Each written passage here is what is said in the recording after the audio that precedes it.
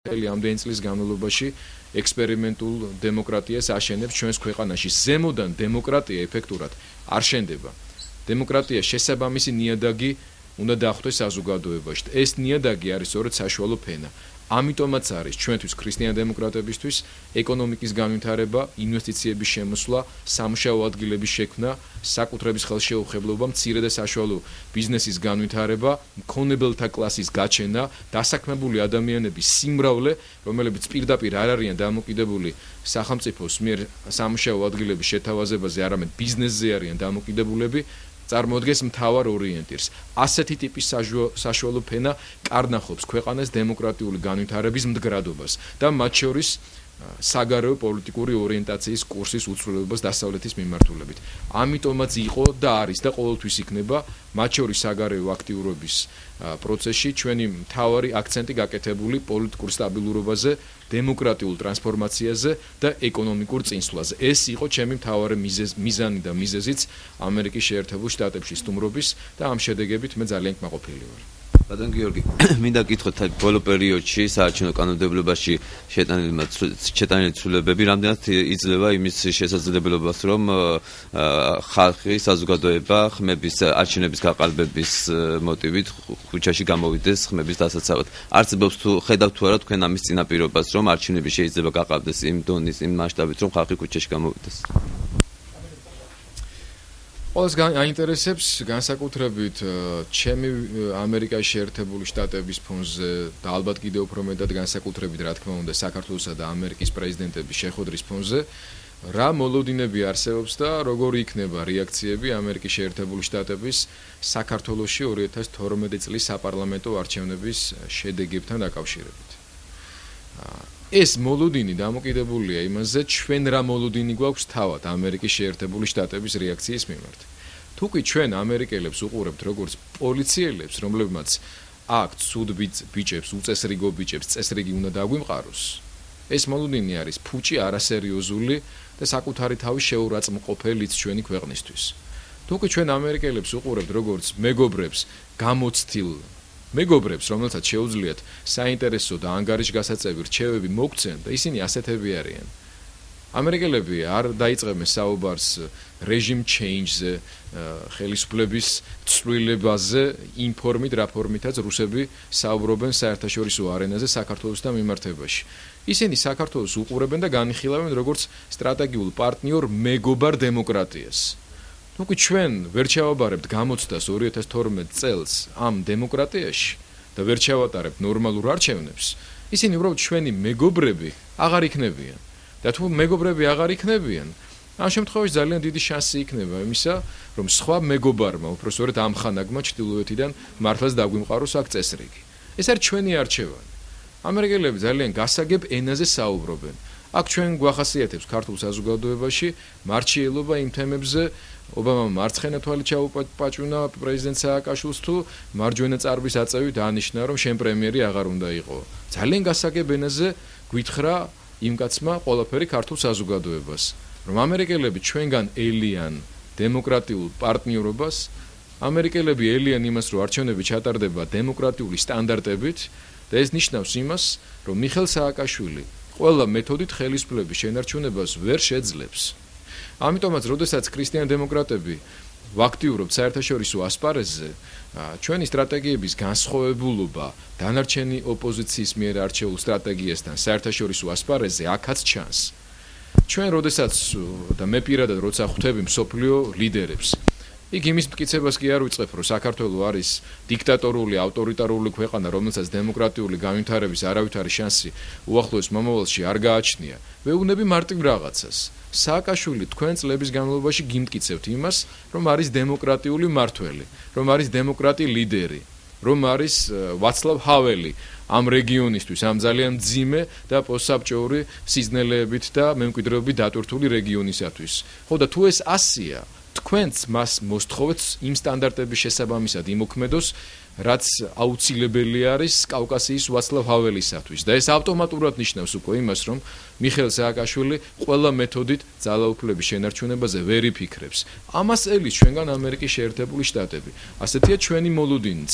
2012 წლის არჩევნებთან დაკავშირებით, მაგრამ განსხვავებით საერთაშორისო დამკვირვებლებისაგან, ჩვენ აქ პოლიტიკური ძალები მოვალენი ვართ აქტიურად ვიმოქმედოთ კიდეც. ჩვენ აქ დამკვირვებლები კი არა ვართ. ჩვენ ვართ პოლიტიკური პროცესის აქტიური მონაწილეები.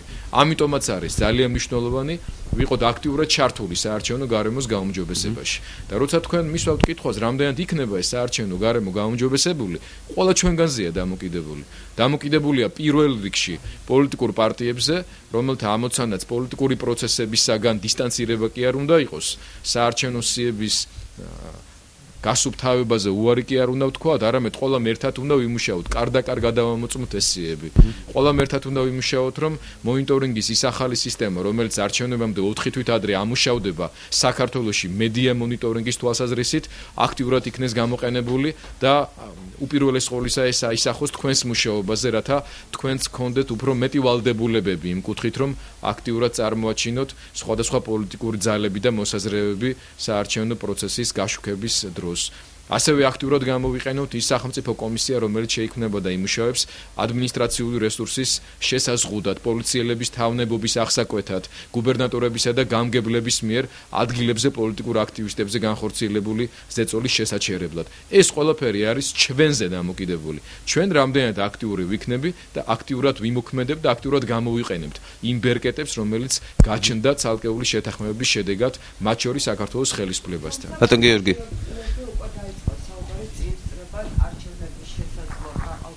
თან დაკავშირებით, აი ბატონმა ბიძინა ივანიშვილმა ბეჭდვით იმას მედიის საშუალებების წარმომადგენლებთან ერთ-ერთ ბოლო ინტერვიუში განაცხადა, რომ იმ შემთხვევაში თუ არჩევნები გაყალბდება, იგი გამოვა ქუჩაში და მოუწოდებს მოსახლეობას ქუჩაში გამოსვლისკენ. აი თქვენი კომენტარი თუ შეიძლება ამ საკითხთან დაკავშირებით.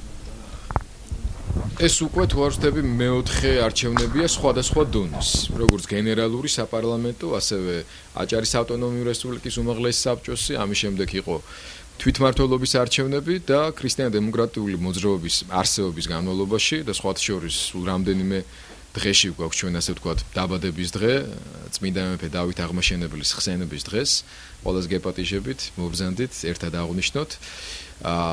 მეოთხე არჩევნებია. დააკვირდებოდით ერთ რამეს, რომ ქრისტიან-დემოკრატიული მოძრაობის საარჩევნო კამპანიის დროს ყველაზე ცოტას ჩვენ ვლაპარაკობთ გაყალბებას. რადგან გაყალბებაზე ხშირი საუბარი, არჩევნების შედეგების ფალსიფიცირებაზე მუდმივად აქცენტის კეთება კონტრპროდუქტიული არის ოპოზიციური ამომრჩევლის მოზიდვის კუთხით.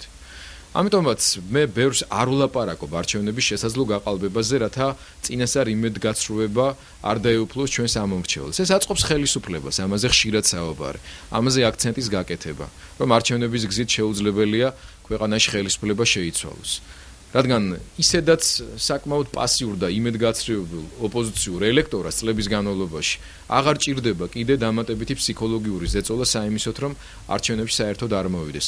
ხელისუფლების ამომრჩეველი ერთის მხრივ ნაწილობრივ მოტივირებულიც არის სხვადასხვა მიზეზების გამო და მეორეს მხრივ ხელისუფლება ფლობს ისეთ ბერკეტებს, რითაც არჩევნების დღეს ახერხებს ფაქტობრივად 100%-ით მობილიზებას თავიანთი მხარდამჭერების და ხმის მიმცემების, ასე უფრო სწორი იქნება თუ ვიტყვით, საარჩევნო უბნებზე, რასაც ოპოზიცია ვერ ვახერხებთ.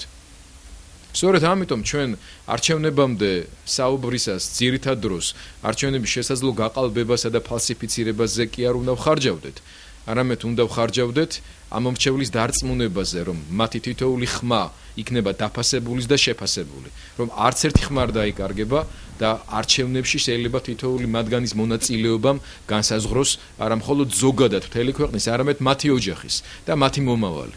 ამიტომ მე შეგნებულად თავ შევიკავებ ნებისმიერი ფორმით არჩევნების შესაძლო ფალსიფიცირებაზე საუბრისაგან, მე ამ დროს დავხარჯავ და გამოვიყენებ ჩვენი ამომრჩევლის დასარწმუნებლად ერთის მხრივ, რომ იყვნენ აქტიურები და მოვიდნენ არჩევნებზე და მეორეს მხრივ, იმის ასახსნელად გავიგეთ და ძალიან ბევრს ესმის, რომ ქრისტიან-დემოკრატიული იდეები მოსაწონი არის, ჩვენ ამ დროს გამოვიყენებთ და ვიმუშავებთ იმისთვის, რომ დავარწმუნოთ ხალხი, რომ ამ მოწონების გარდა აუცილებელია მხარდაჭერაც.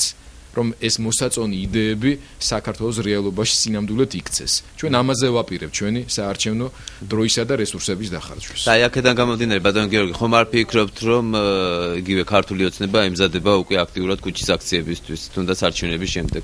ჩემს გეგმებში არ შედის დრო ხარჯვა. როგორც შეაფასებდით ბიძინა ივანიშვილის რაზე ფიქრობენ ისინი და რას აპირებენ.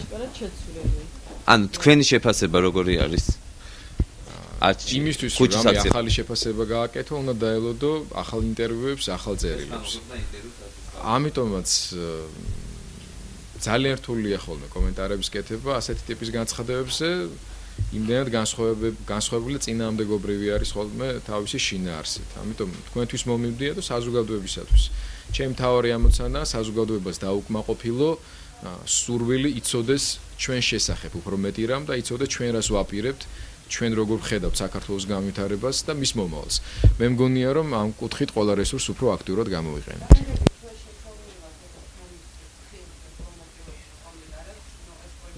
რა თქმა უნდა ძალიან კარგია, მაგრამ მაინც როგორც ჩანს თქვენ არ ამართლებთ ანალოგიურ განცხადებებს თქვენი საუბრისგან გამომდინარე. არა, მე საერთოდ მიმაჩნია დიდ შეცდომად ოპოზიციის მხრიდან მუდმივი საუბარი არჩევნების შესაძლო გაყალბებასა და ფალსიფიცირებაზე.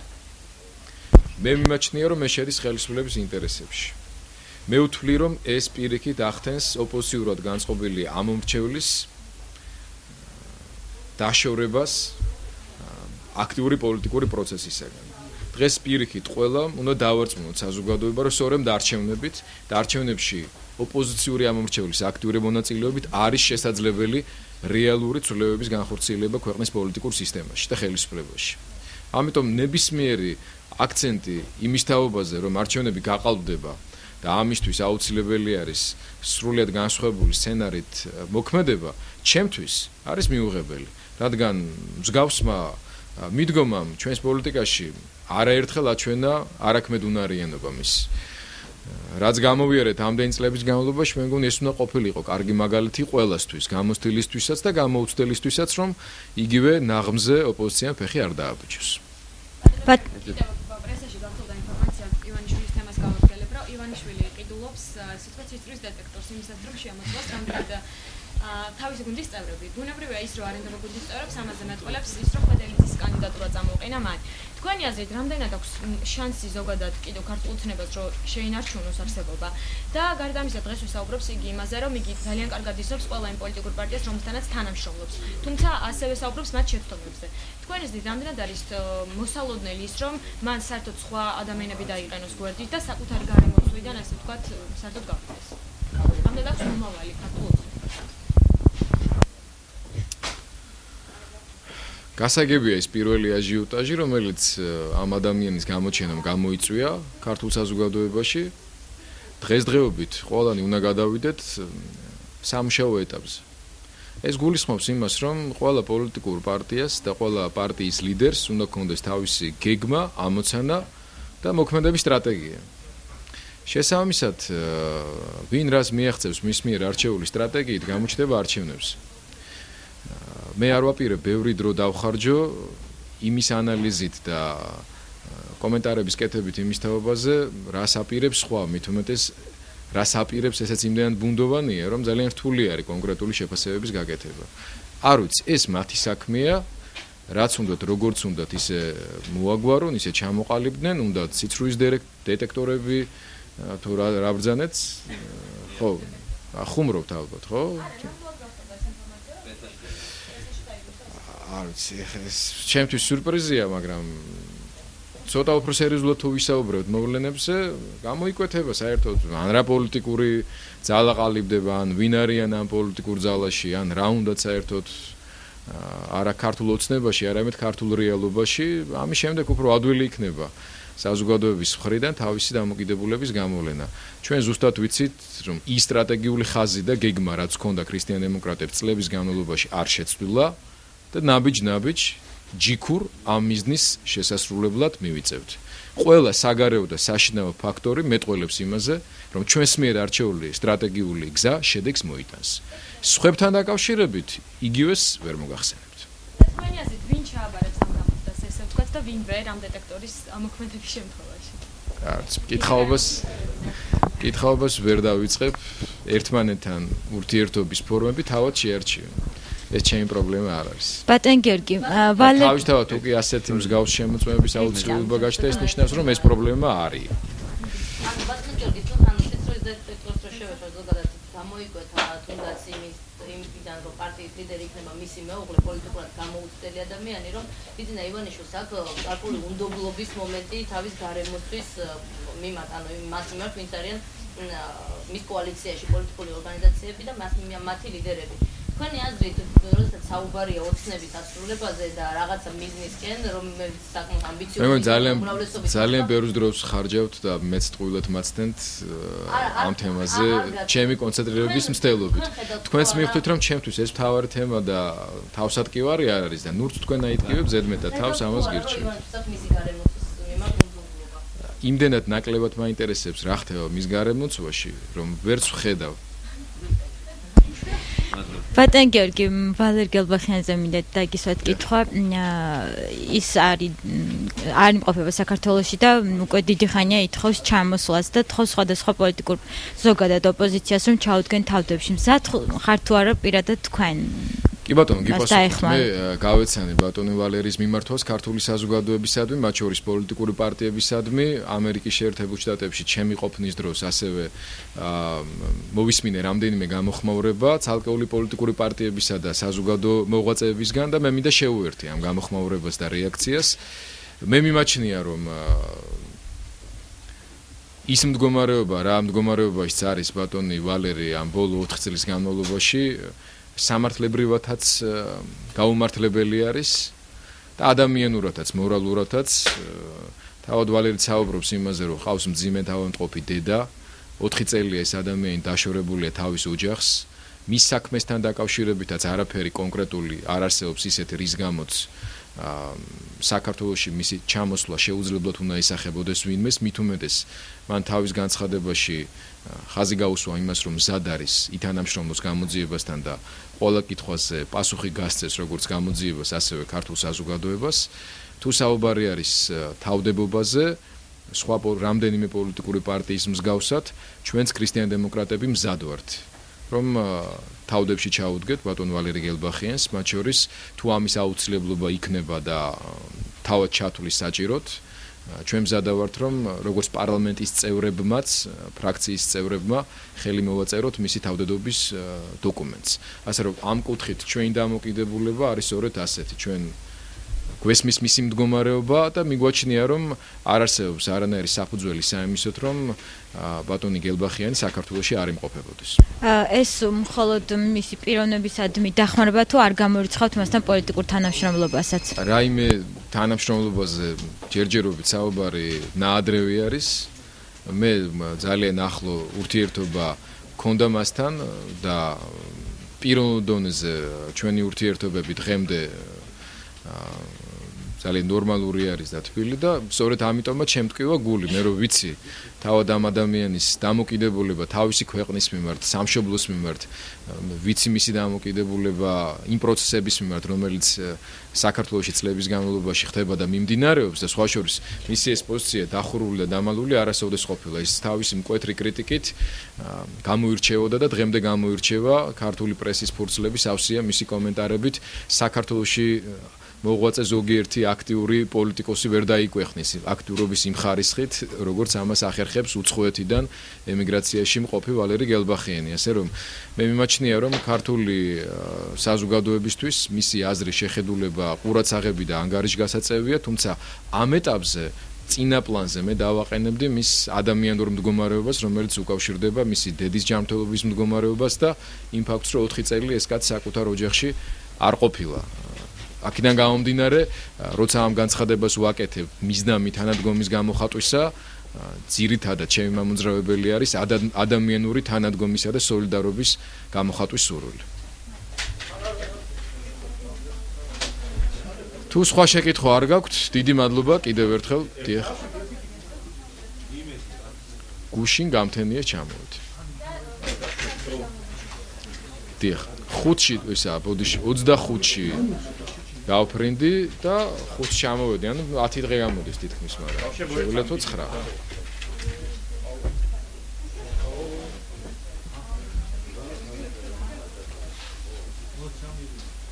Вообще будет,